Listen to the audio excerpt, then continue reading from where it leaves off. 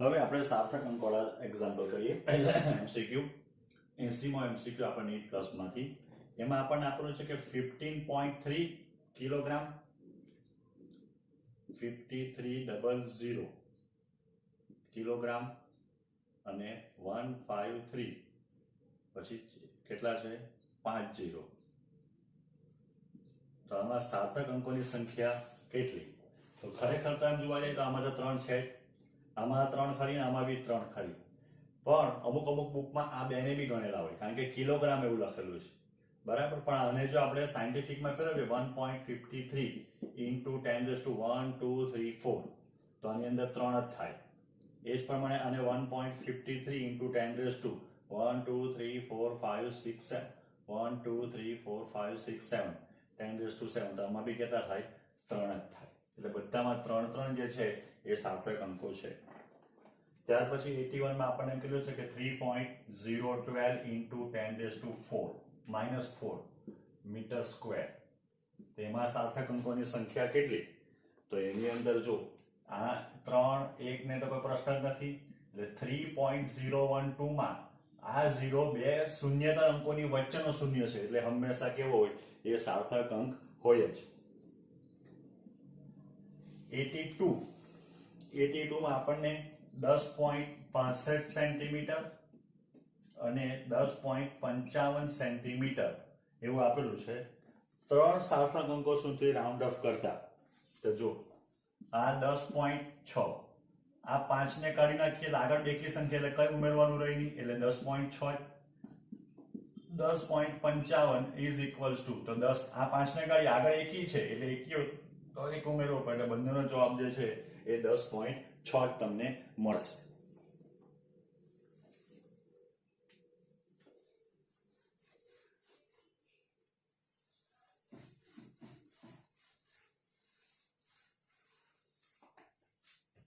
ચાલો ત્યાર પછી 83 માં 96377 ને બે અંકો સુધી રાઉન્ડ ઓફ કરતા જો તો હવે આમાં જો એવું નહીં થાય કે આને કાઢી નાખો અને 96 લઈ આવો, બરાબર છે.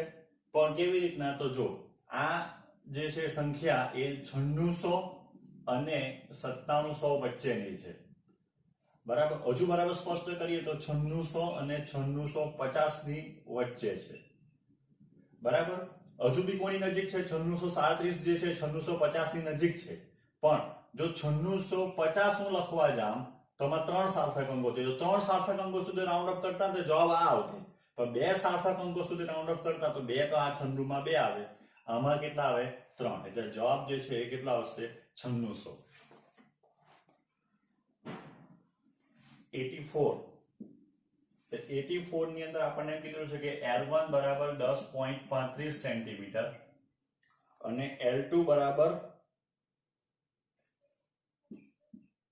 10.45 સેન્ટીમીટર ને રાઉન્ડ ઓફ કરતા એટલે કેટલા આંકડા સુધી? તો દશાંશ ચિહ્ન પછી એક આંકડા સુધી. તો ફરી પાછું આમાં 10.4 થાય કારણ કે 5 કાઢી નાખો એટલે આગળ એક ઉમેરવો પડે કારણ કે આગળ એકી સંખ્યા છે. 10 પોઈન્ટ આમાં 4 જ થાય, 5 કાઢો તો આગળ બેકી સંખ્યા છે એટલે કંઈ ઉમેરવું પડે નહીં. હવે 85 તો 85 માં 24.24 મલ્ટીપ્લાઈડ બાય 5.1 નો સાર્થક સંખ્યાને ધ્યાનમાં રાખીને ગુણાકાર કરો, બરાબર. તો આના માટે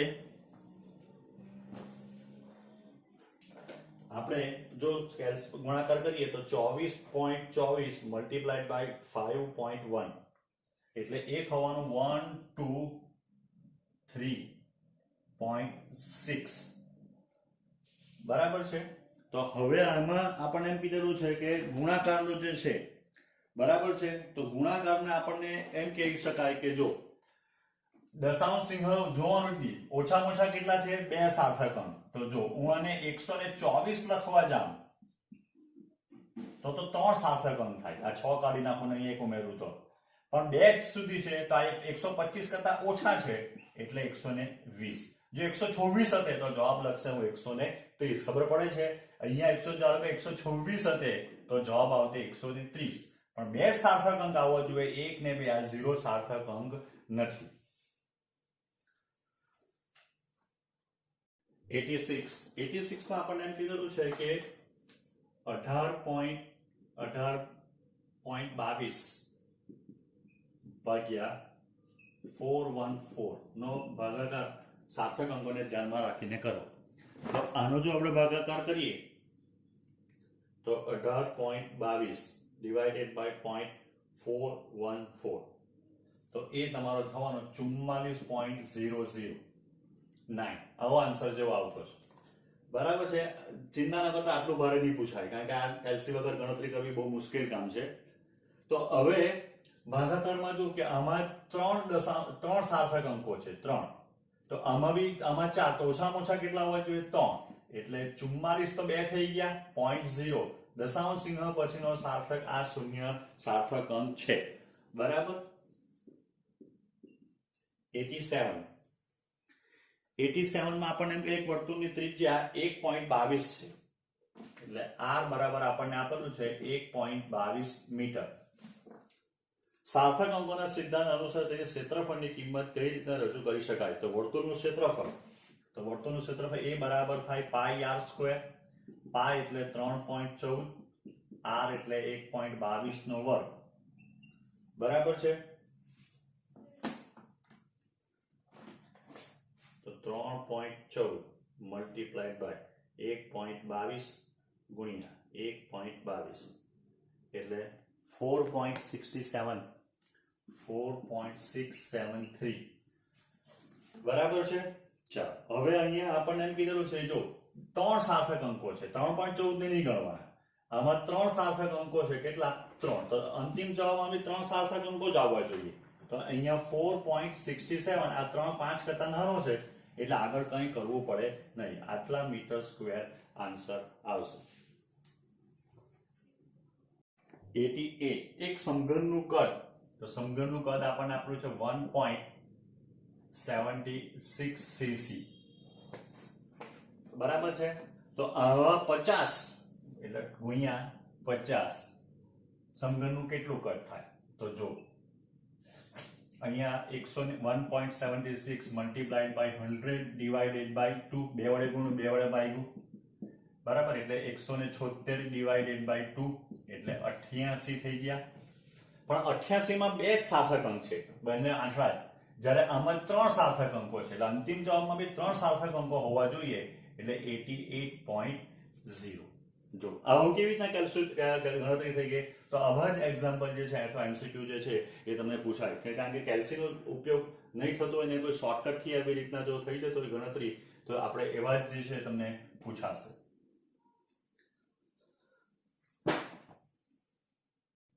89 આપણને એમ કીધેલું છે કે જો સળિયા એની લંબાઈ L1 બરાબર 3.25 પ્લસ ઓર માઇનસ 0.01 સેન્ટીમીટર, બી ની લંબાઈ 4.19 પ્લસ ઓર માઇનસ 0.1 સેન્ટીમીટર છે, તો આપણને પૂછેલું શું છે?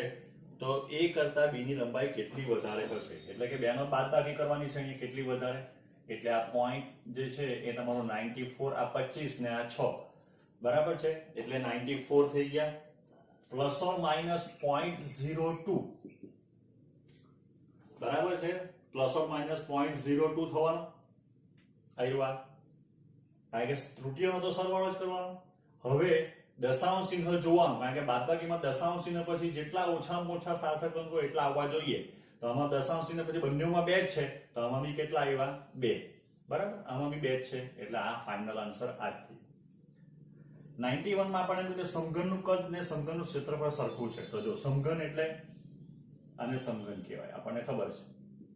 જોની એક બાજુની લંબાઈ L હોય તો સમઘનનું કદ કેટલું થવાનું? L³ થવાનું. બરાબર. એક બાજુનું ક્ષેત્રફળ કેટલું થાય? L². એવી કેવી બાજુ થાય? એની 6 એટલે 6 * L². તો L બરાબર કેટલા આવી ગયા? 6. તો હવે સમઘનનું કદનું સૂત્ર કેટલું છે? તો સમઘનનું કદ આપણી પાસે છે V બરાબર L³. L બરાબર 6 મળ્યો. 6 એટલે 216 મીટર ક્યુબ.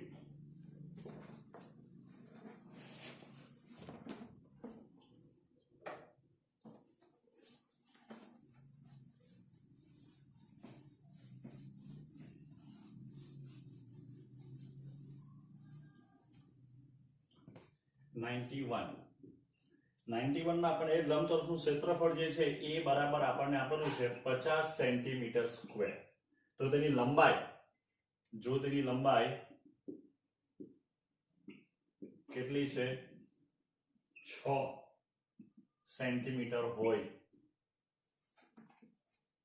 બરાબર છે, તો એની પહોળાઈ કેટલી હશે એમ કહેવા માંગે છે. બરાબર છે. એટલે જો a બરાબર આપણી પાસે સૂત્ર છે l બાય ગુણ્યા b. તો આ તમારું 50 આવ્યું ઇઝ ઇક્વલ્સ ટુ, તો l ધારો કે આપણને 50 આપેલી છે 6 સોરી 6 મલ્ટીપ્લાઈડ બાય b, એટલે b બરાબર 50 ના છેદમાં 6 ઇઝ ઇક્વલ્સ ટુ આ કેટલા થઈ જાય તો 6.8 48 એટલે 8 પોઈન્ટ સમથિંગ આવે. બરાબર છે. 2 વધવાના એટલે 20 એટલે 6 8.3 જેવું થાય.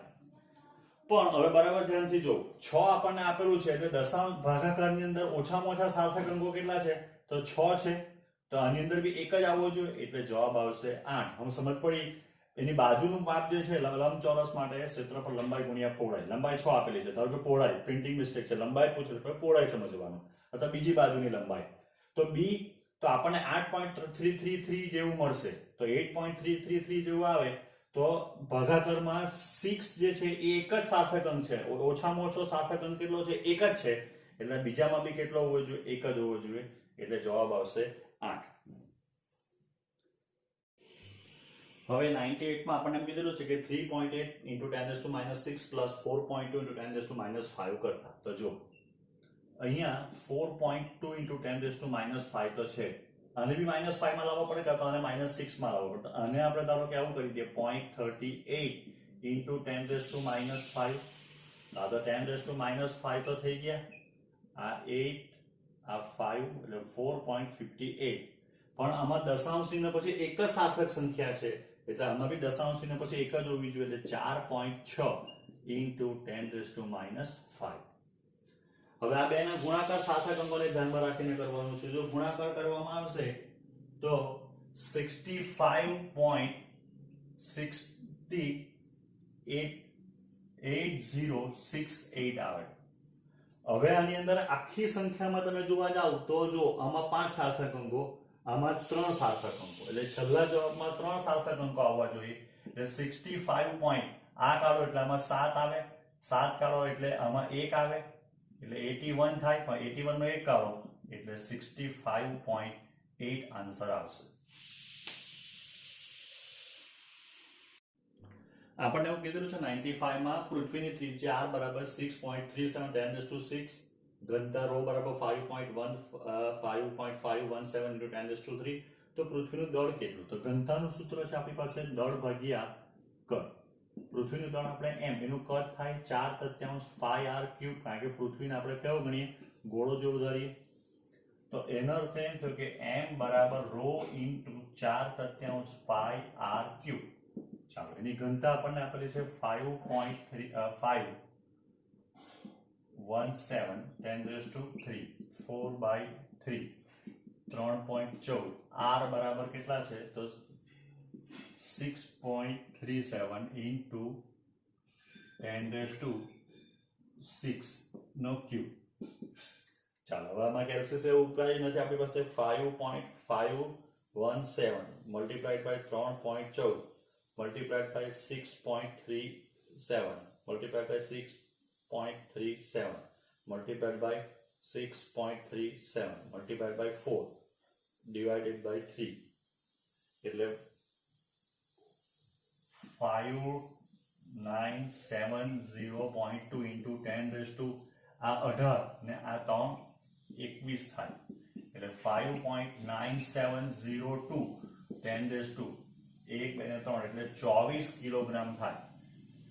બરાબર. હવે બેઝિકલી આ ગુણાકાર વાળો દાખલો થાય ને આપણને જે આપેલું જે છે તે r જ આપેલું છે. જો ઘનતા અને r, તો આમાં ઓછામાં ઓછા 3 સાર્થક, આમાં કેટલા 3 ને આમાં કેટલા 4 સાર્થક અંકો, તો 3 સાર્થક અંકો અંતિમ પરિણામમાં હોવા જોઈએ, એટલે 5.97 10⁻24 કિલોગ્રામ.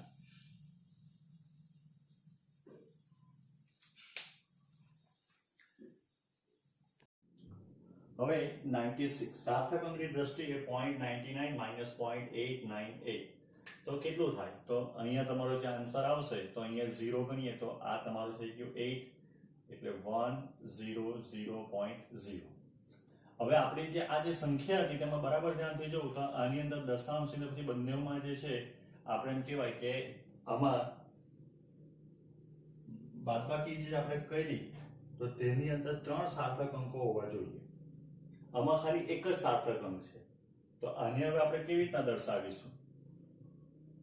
બરાબર, જો દશાંશ ચિહ્ન વાળી એક અહીંયા તો 0.010 આવ્યા into 10⁻⁻1. આ સૌથી બેસ્ટ આન્સર જે છે આ જ આવે છે. હવે આપણને એવું કીધેલું કે 600 મીટર વત્તા 600 મિલીમીટર, આના બધા ઓપ્શન જે જવાબમાં તમે જોશો બધા મીટરમાં છે એટલે પ્લસ આપણે એક કામ કરીએ કે 600 મીટર પ્લસ 0.600 કારણ કે આને 1000 વડે ભાગીએ તો મીટરમાં કન્વર્ટ થાય. બરાબર, 0.000 આ મીટર આ બી મીટર થઈ ગયું એટલે 600.600 મીટર થઈ ગયું. પણ આમાં દશાંશ ને પછી એક બી સાર્થક અંક નથી, જ્યારે આમાં એક આવ્યો એટલે પહેલું તો આપણને મળશે 600.6 પણ હજુ બી એક છે તો એને કાઢો તો આશરે કેટલું થઈ જાય? 601.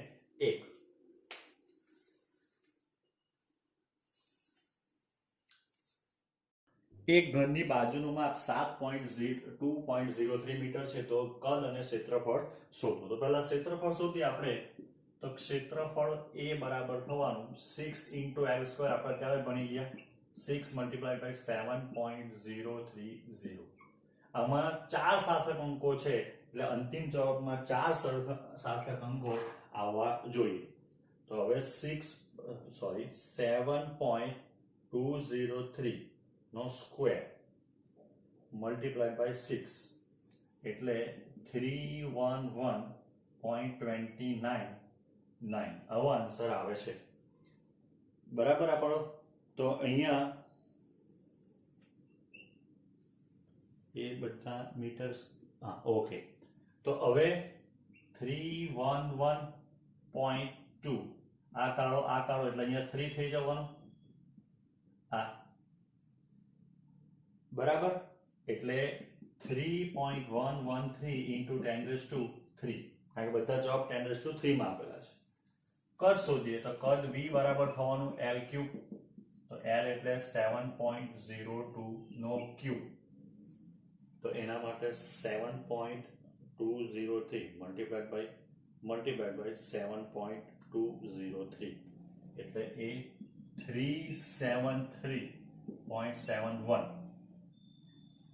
તો આને આપણે કરીએ તો 4 આવવા જોઈએ એટલે આને કાઢીએ 1 એટલે આટલું થઈ ગયું એટલે 3.737 10⁻².